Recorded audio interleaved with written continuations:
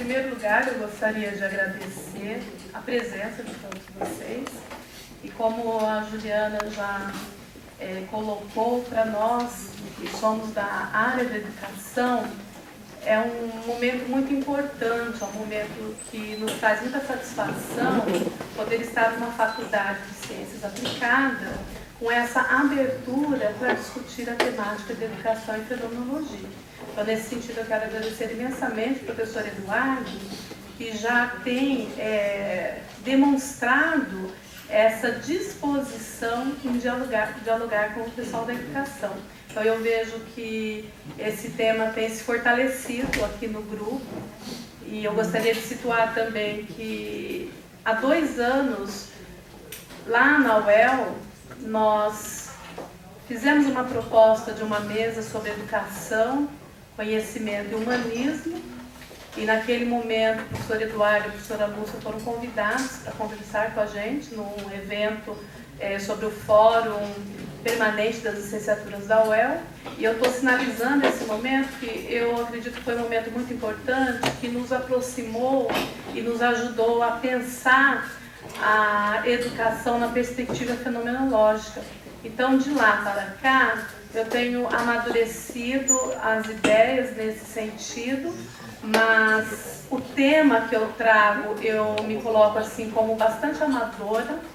Eu estou terminando meu pós-doutorado com o professor Eduardo. Iniciei o ano passado, em agosto do ano passado, encerro agora em julho. E a temática dessa palestra, ela não é exatamente aquilo que eu venho desenvolvendo no doutorado.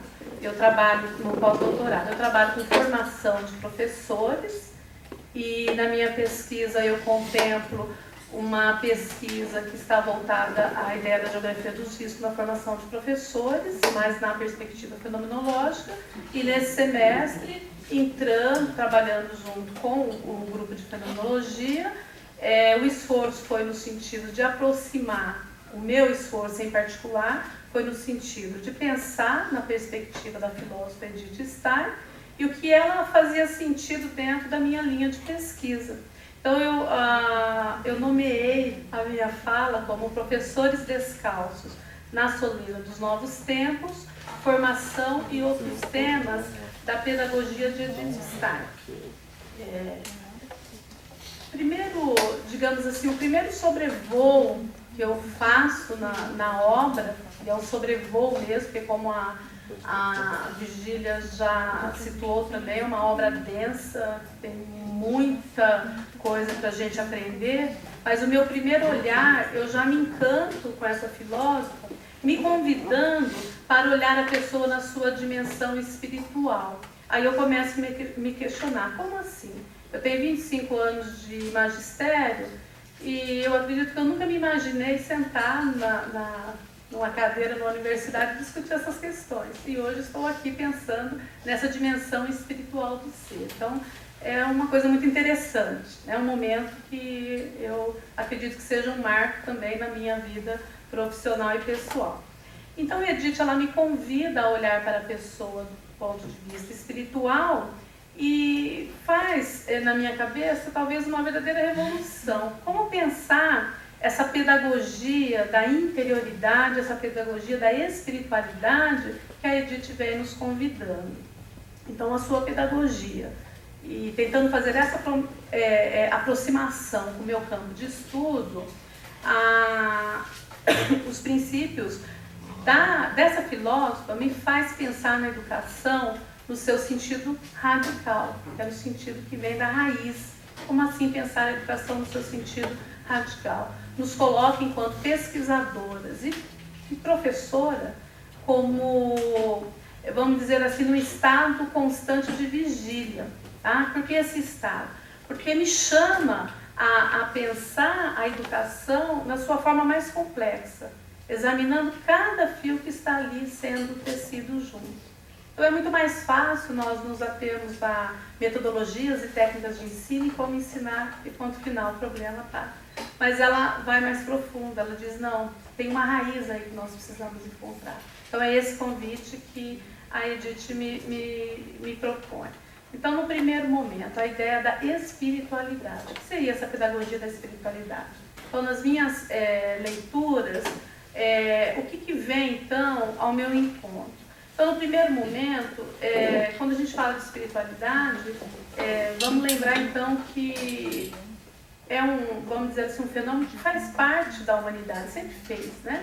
Então, o homem, na sua existência, ele sempre buscou, de alguma maneira, firmar a sua existência em algo que fosse superior. Então, essa espiritualidade, ela vai se manifestar em diferentes formas, expressões religiosas. No caso de Edith, através da tradição, ela se empenhou em estudar a tradição cristã, mas o que eu tenho buscado nos seus princípios para além de qualquer prática religiosa, pensar qual é o valor pedagógico dessa espiritualidade, o que ela me traz de novo, ou talvez talvez não tão novo, mas o que ela reafirma dentro daquilo que a gente faz. O que muitas vezes nós pensamos hoje, fazemos, que talvez por um modismo dizem, não, isso está errado, não é mais assim que tem que fazer, e aí eu retomo, medito e falo, peraí, parece que estavam nos indo por um caminho, agora todo mundo está dizendo que não é isso, aí eu volto, medito e falo, não, peraí, tem alguma coisa aqui que me instiga a repensar alguns valores que nós estamos perdendo. Então é esse movimento que eu faço. A espiritualidade em Edith e o seu valor pedagógico, acho que uma primeira questão é a ideia dessa interiorização, desse retorno no caminho pessoal para dentro de si mesmo. Então ela faz esse convite buscando dentro de nós mesmos, nesse caminho pessoal da espiritualidade, o encontro com a nossa liberdade, o encontro com o pensamento livre. Então esse talvez seria um ponto que me chamou bastante atenção, que é a ideia da busca do autoconhecimento, da consciência de si. E uma outra questão que me chama a atenção e me traz um sentido pedagógico é a ideia da espiritualidade contemplando todo o ser. Que aí a Juliana já colocou em alguns pontos, que é a ideia do ser enquanto a razão, a emoção, o instinto, o desejo. Então nós não podemos mais olhar para a sala de aula e ter um pensamento do ponto de vista que nós estamos ali apenas educando os cérebros, apenas o intelecto, mas existe algo para além desse intelecto que nós estamos priorizando em sala de aula, em qualquer nível de ensino. Então a espiritualidade enquanto integradora do ser já me diz muita coisa do ponto de vista pedagógico. E uma outra questão que me parece positiva é pensar nessa fronteira tênue entre espiritualidade e razão. Então é um movimento que nós precisamos fazer para ir além da razão, né? Então a espiritualidade, ela entra em cena no momento em que a razão apresenta seus limites. Então quando Edith Stein, ela está nos apontando para a importância dessa talvez supra-racionalidade, que alguns filósofos têm colocado, né? Vamos dizer assim, uma racionalidade superior, ela vem nos chamando a atenção que a ideia de você superar a sua própria razão. Então, quando o pensamento, vamos dizer assim, ele pensa a sua limitação, entra esse pensamento livre, talvez essa supra-racionalidade, para, talvez um movimento de abertura do pensamento. Então, é essa abertura do pensamento que se dá por meio dessa integralidade do ser que interessa enquanto valor pedagógico. Então, a abertura que estimula a potencialidade do sujeito para ser mais. Então esse termo, ser mais, ele é muito presente na pedagogia freiriana, tá? Na pedagogia do oprimido, ele trabalha muito esse conceito, que é essa potencialidade transformadora do sujeito pelo caminho da educação.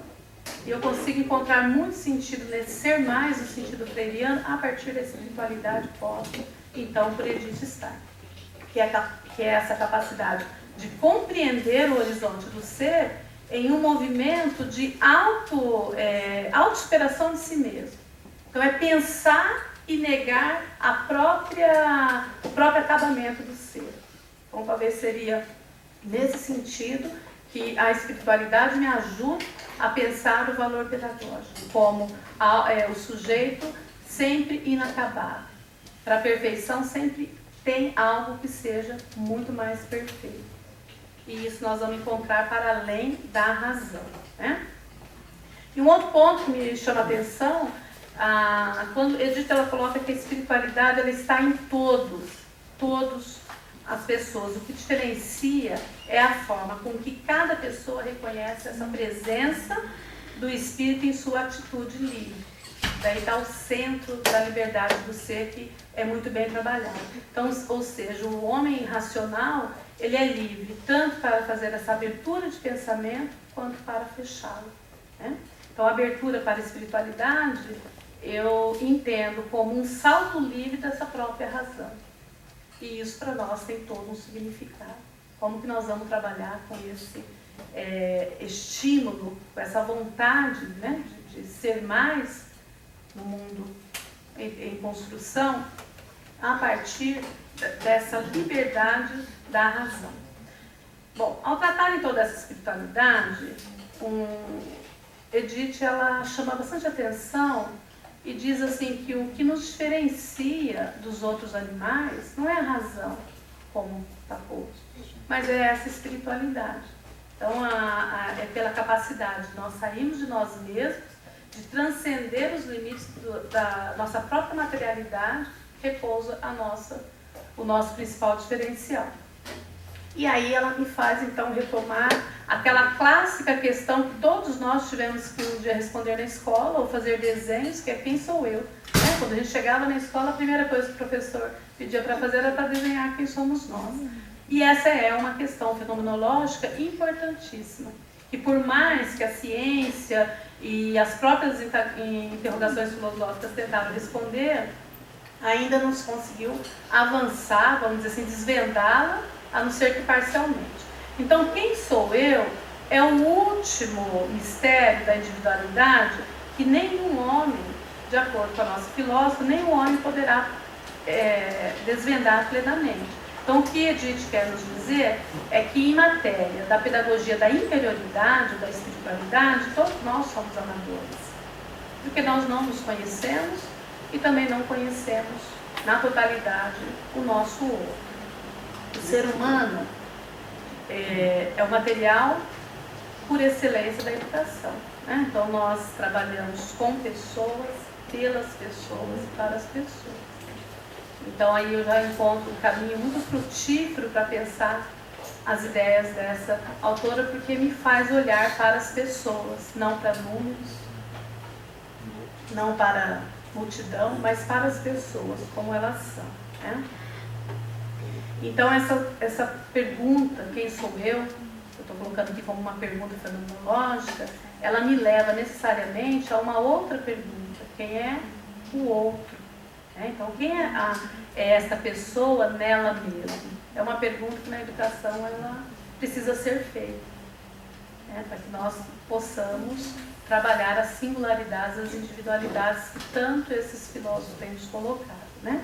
Então, quanto mais clara e completa for a nossa imagem desse ser humano, melhor será revelada a pessoa na sua inteireza. Aí eu volto para Paulo Freire. Paulo Freire, ele gastou toda a sua vida dedicando nessa ideia da educação contemplar a pessoa na sua inteireza, que é um conceito que ele usou muito na sua vida. Então eu vejo que quando eu faço essa pergunta, quem é essa pessoa nela mesma, eu retomo então a necessidade na educação de fazer essa pergunta e reafirmo que essa pergunta me abre grandes possibilidades nesse campo educativo. E aí, como desdobramento, pensar o que é o ser do homem, né, em Edith Stein. Então, ser do homem nada mais é do que a pessoa. Essa pessoa que possui uma individualidade, são palavras de Edith, é capaz de se relacionar. Essa pessoa ela é livre, capaz de marcar um rumo e dar sentido à sua vida, e ela é espiritual, independentemente de qualquer prática religiosa. o que significa que é capaz de transcender a si mesma, abrir-se e acolher o outro. O homem, que eu estou chamando de homem-pessoa, ele se define então como um ser espiritual, de liberdade, de individualidade e de relação. Aqui, para mim, é o fulcro da nossa ação pedagógica.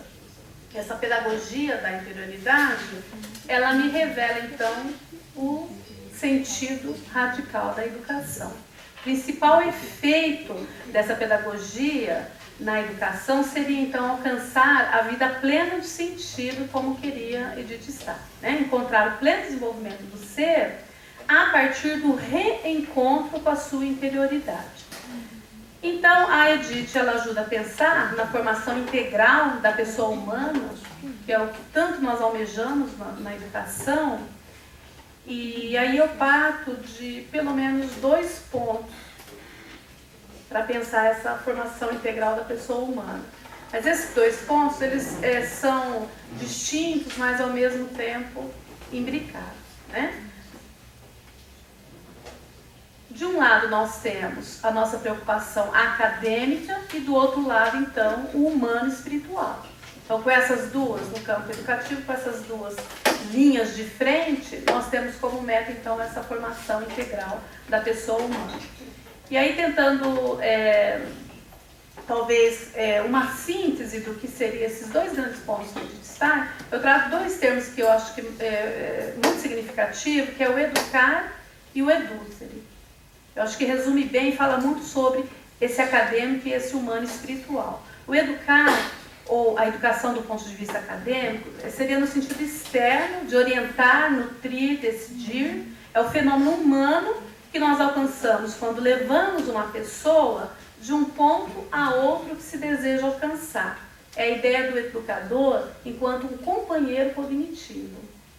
E a gente mostra que cabe ao professor, sim, o seu papel de professar e o seu papel também de transmitir percepções e conceitos claros com a intenção de formar os seus discípulos para adquirirem por si mesmo o entendimento do mundo. Cabe ao professor ensinar a perceber e a pensar, ensinar o como a perceber e a pensar e motivar os seus discípulos a conseguir praticar os mesmos, eles mesmos, por eles mesmos, o exercício do pensamento.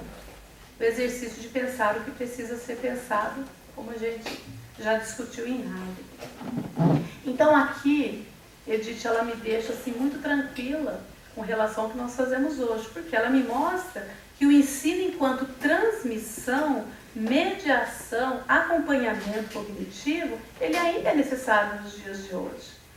Nós ainda precisamos desse ensino transmissor. Ele ainda tem validade.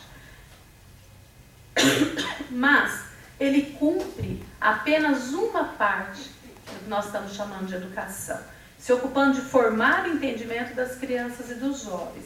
Essa educação que ensina, que transmite, que acompanha o mundo da ciência, o mundo da filosofia, da cultura, da epistemologia, esse ensino que auxilia a pensar o que precisa ser pensado, ele é parte intrínseca do edútere, que até agora eu falei do educar. Agora, ele é parte intrínseca do edútere, que emana da experiência, ambos completando o que eu estou chamando de ciclo da educação que forma para o mundo da vida.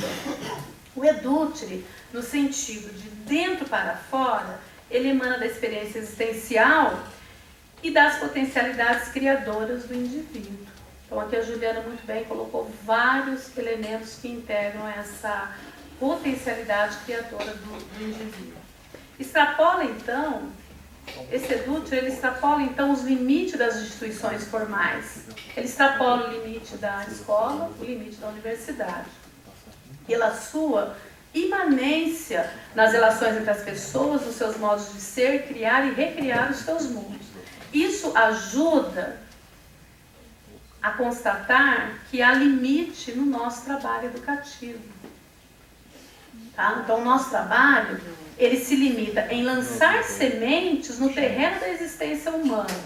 A forma que se frutificará O que eu estou entendendo, que a Edith está me falando, é que a forma como se frutificará essa semente que nós lançamos no terreno da existência humana, ele dependerá da natureza do ser do educando, do seu querer e das demais condições existenciais e do caráter misterioso de sua individualidade. A ideia do mistério me chama muita atenção em Edith Stein.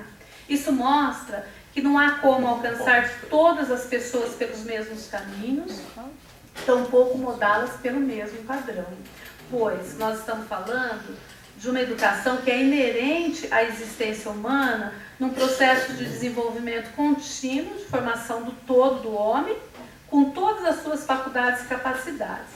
Nesse sentido, todos nós somos seres em construção. Se queremos nos colocar sempre como seres inacabados. Qual é a meta da educação, então, para a nossa filósofa? É alcançar o homem verdadeiro, em sua inteireza, como diria Paulo Freire, e ser autenticamente ele mesmo. Descobrir o verdadeiro ser do homem e a sua verdadeira individualidade. Aí eu fiquei pensando, o que é esse homem verdadeiro? Como é que nós podemos alcançar isso na educação?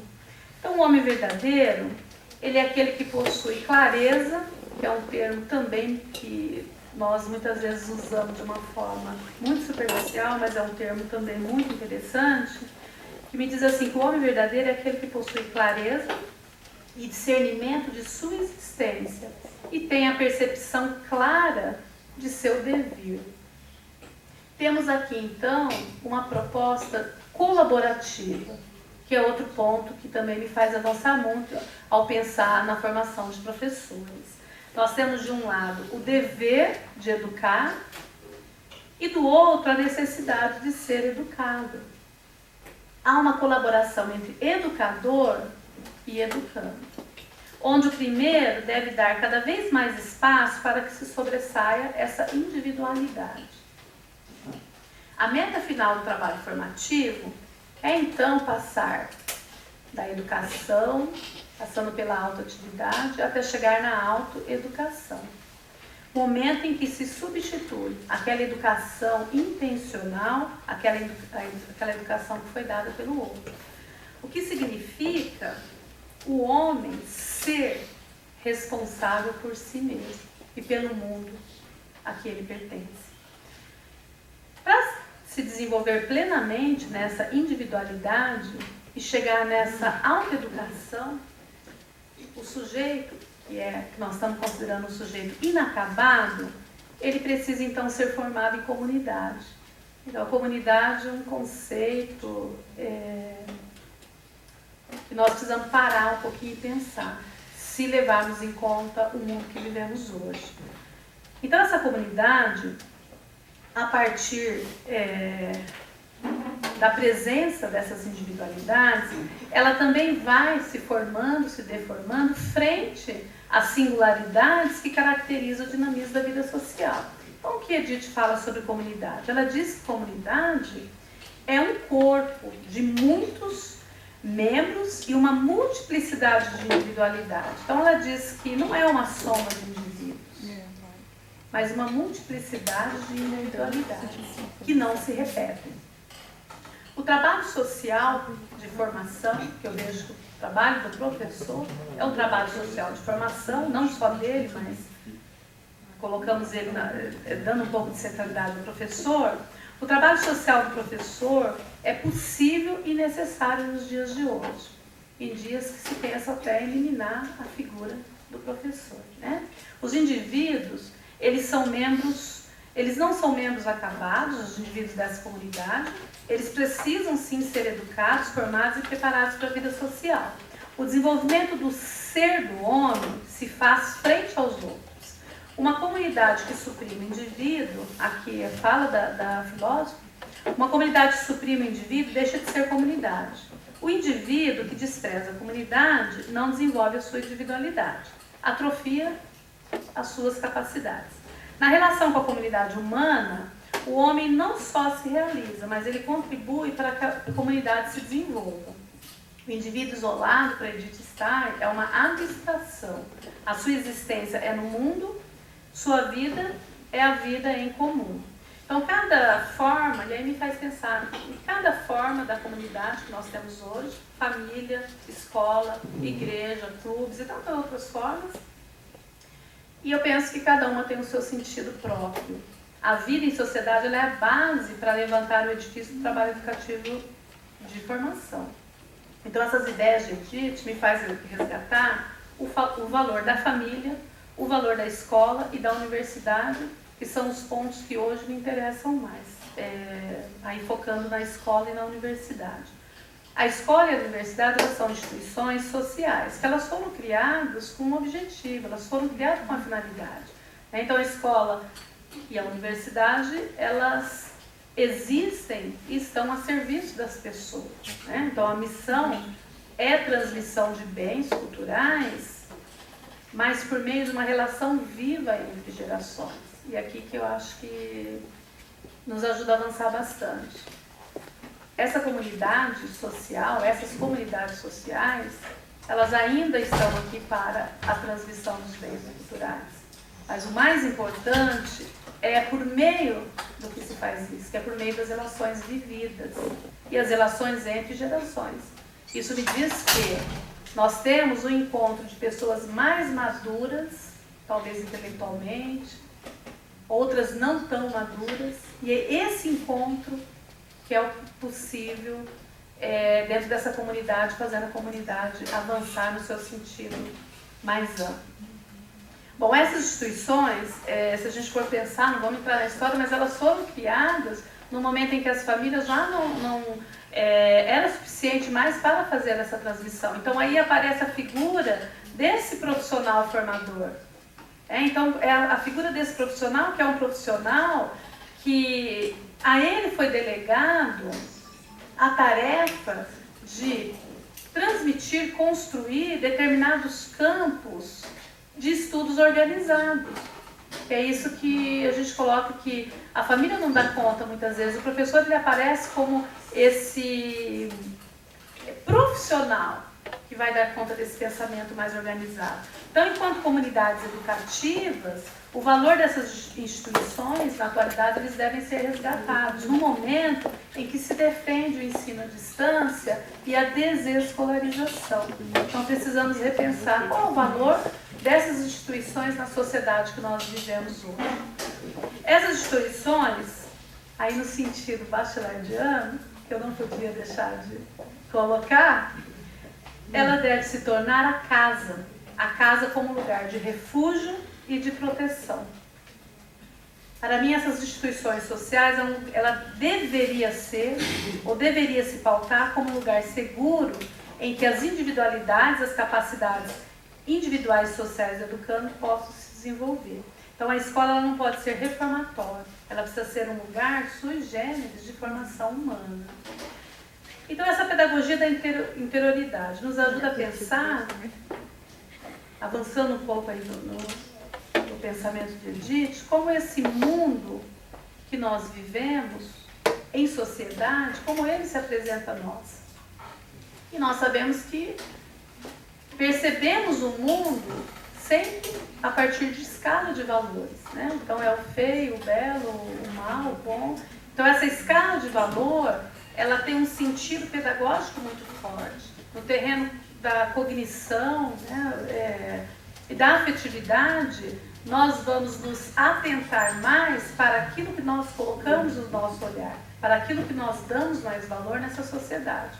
E toda essa ideia de comunidade, ela me faz pensar muito qual é o valor que estamos dando a esse mundo que nós vivemos, E aí, então, me vem a ideia da Carmelita Descalças, e também, lendo um pouco de Miyakoto, ele trabalha numa conferência, ele diz assim que precisamos nos descalçar de 7 sapatos sujos para poder contemplar melhor o continente africano.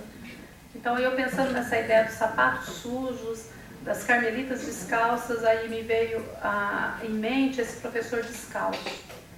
E aí eu imagino que para nos aprofundarmos na ideia de formação do ser e de sua pessoalidade, inspiradas nesses princípios, que aqui foram colocados de maneira muito superficial, Nós precisamos nos descalçar dos sapatos sujos do espírito da modernidade, cujos fins racionalistas, individualistas, eles vão colocando o humano como centro de todas as coisas, gerando um pensamento incapaz de pensar o mistério da vida.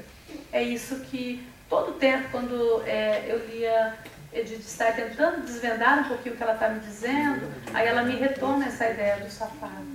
Porque diz assim, nós precisamos nos descalçar. O homem moderno, ele perde o encantamento, ele é um desencantado, ele perde o encantamento pelo mistério da vida.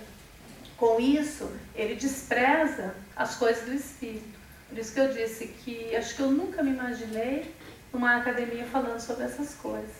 Porque me parecia que era algo que não combinava com a academia.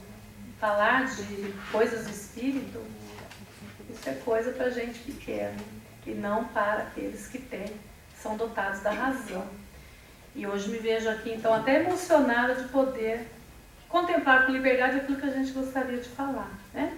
Então, o homem moderno, ele perde esse encantamento pelo mistério da vida, e a vida atual toda tomada por essa escala de valores, né? Por esse espírito da modernidade, que contempla, vamos colocar assim, que só faz sentido aquilo que está voltado à satisfação dos nossos próprios interesses. Então, esse homem desencantado, ele perde essa sensibilidade pelo mistério da nossa existência. Então, ele não tem interesse pela pedagogia da interioridade, da espiritualidade, e ele se torna, vamos dizer assim, impermeável a todas essas coisas que nós estamos discutindo. Mas aí eu vejo, por outro lado, que há também insatisfação desse mundo racional. E aí eu vejo um avanço muito grande das práticas religiosas, que não vou entrar muito nesse mérito, porque também não sou estudiosa, mas empiricamente nós vemos avançando a volta para o sagrado, o retorno para a natureza. Aí eu fico pensando, o que está acontecendo com o nosso mundo? E aí eu chego a pensar que talvez um utilitarismo com uma nova roupagem. As pessoas continuam a satisfazer as suas aspirações individuais, buscando a paz, buscando um sentido para a relação com a natureza e assim por diante. Aí eu olho para Edith e penso que não é dessa espiritualidade que ela está falando. Edith está falando de uma espiritualidade que seja mais autêntica, que em essência provoca um descentramento do nosso eu. É uma coisa difícil de pensar, eu ainda estou pensando sobre isso, mas ela provoca um descentramento. O que Edith está nos colocando é a ideia do descentramento da pessoa, o retorno da pessoa na sua essência, talvez no sentido de uma oferta gratuita de si mesmo para o outro, sem querer nada em troca. Por isso que me assusta um pouco esse movimento religioso da atualidade. Descentramento do próprio eu. Ir além do próprio self para vislumbrar o outro. Este outro como mistério típico do mundo da vida. E aí eu me encontro, na verdade me encontrei com a fenomenologia na década de 90 por meio da professora Lucilena Gratão. De lá para cá eu tenho sido muito simpatizante das práticas fenomenológicas que acontecem dentro do meu departamento há pelo menos 20 anos. Mas agora no pós-doutorado eu resolvi talvez sair do armário e dizer, não, acho que eu quero a fenomenologia. E aí no pós-doutorado eu saí do armário e a fenomenologia então me convida, ou talvez nos convida a descalçar e nos colocar diante da soleira pela qual temos a possibilidade de entrar pelas portas de novos tempos, tempo de um novo humanismo. E eu concluo então dizendo que Edith, ela me ajuda a devanear. Aí eu vejo a imagem do professor descalço na soleira, vislumbrando o seu trabalho formativo, e imaginando que ele ainda é necessário e possível nessa sociedade. Mas claro que com todas as suas limitações. Então, para esse professor que aceita o convite de se descalçar, eu faço alguns desafios. O primeiro é o desafio do autoconhecimento. Refletir sobre a nossa praxis, para que nós possamos caminhar na construção da identidade do ser professor. Parece-me que nós perdemos nossa identidade, precisamos reconstruí-la. Esse desafio instiga a busca de uma aprendizagem permanente de aprender a se conhecer como docente. Talvez algumas perguntas ajudem. Qual é a minha praxis na docência?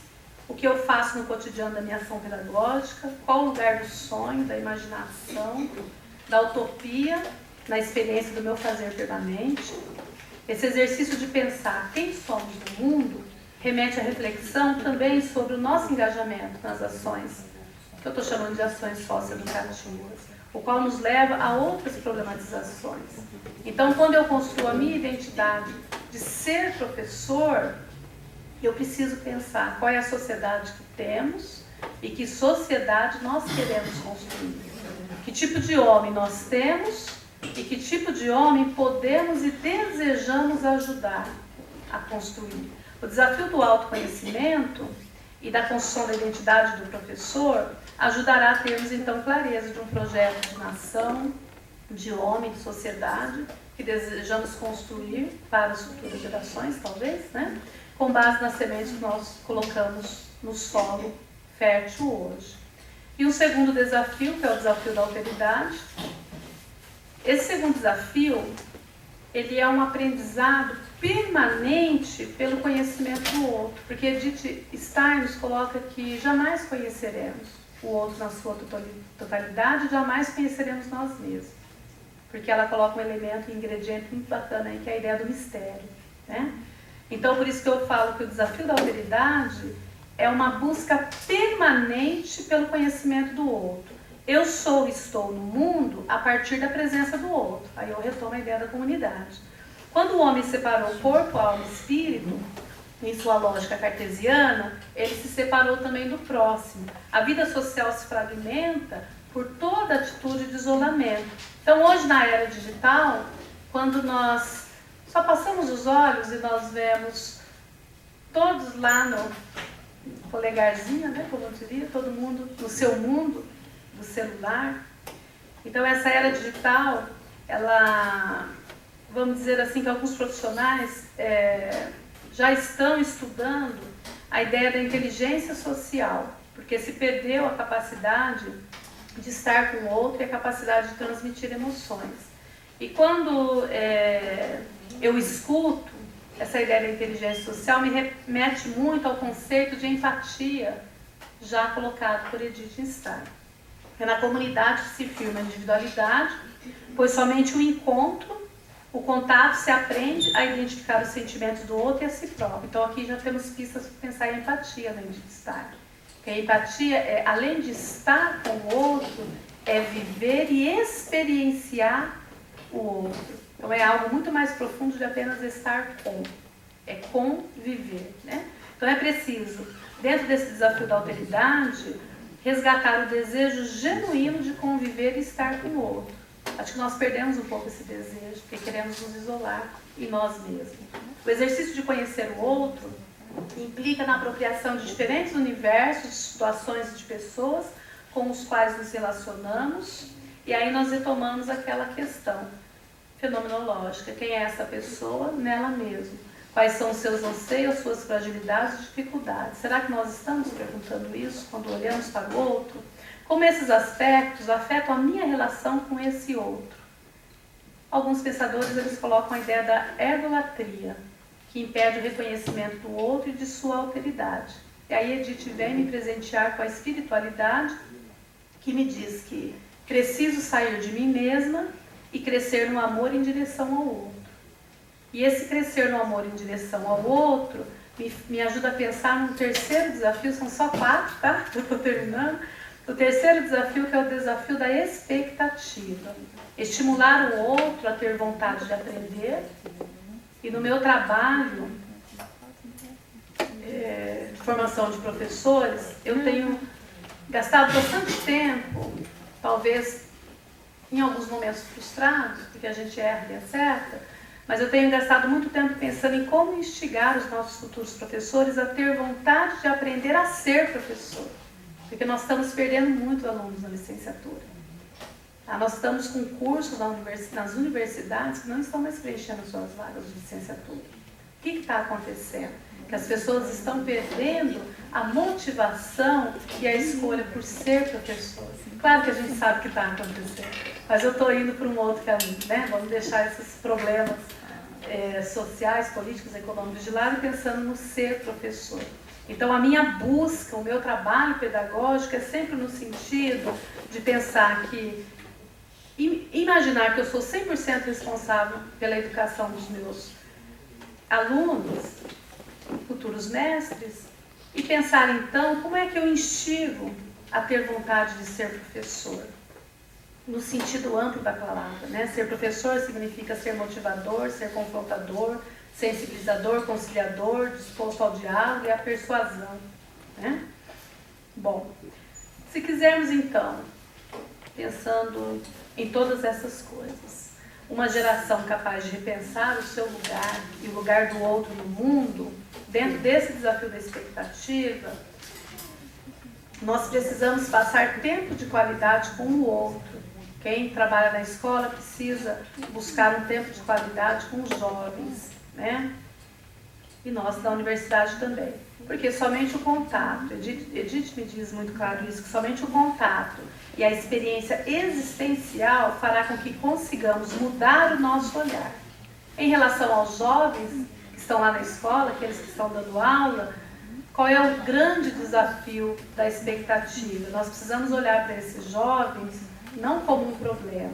Precisamos perguntar quem é a pessoa desse jovem, nesse desafio da expectativa, e tentar imaginar que eles são parte da solução dos nossos problemas. E por último, o desafio da mudança, que é o desejo de dar um passo à mudança e descobrir o próprio caminho em um mundo sem direção. Temos a bússola, mas nós precisamos aprender a usá-la, assumindo a nossa responsabilidade frente ao mundo em que vivemos. Então, se queremos mudança, quando eu penso na pedagogia da interioridade, eu consigo pensar que essa mudança também repousa dentro de cada um de nós.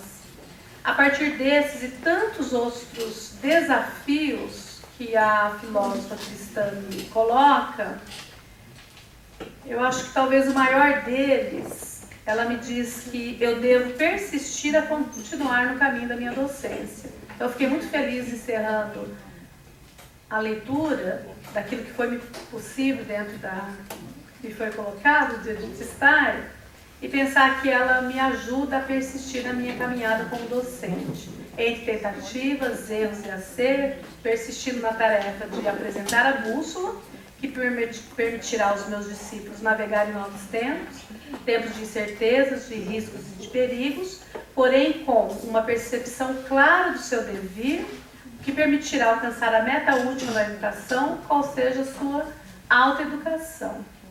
Então foi a partir dessas pistas que eu saio bastante motivada, sempre gostei de ser professora, e a Edith me diz assim, estamos no caminho certo, os outros aqui não estão. Então continuemos insistindo em ser professor. Tá? Obrigada.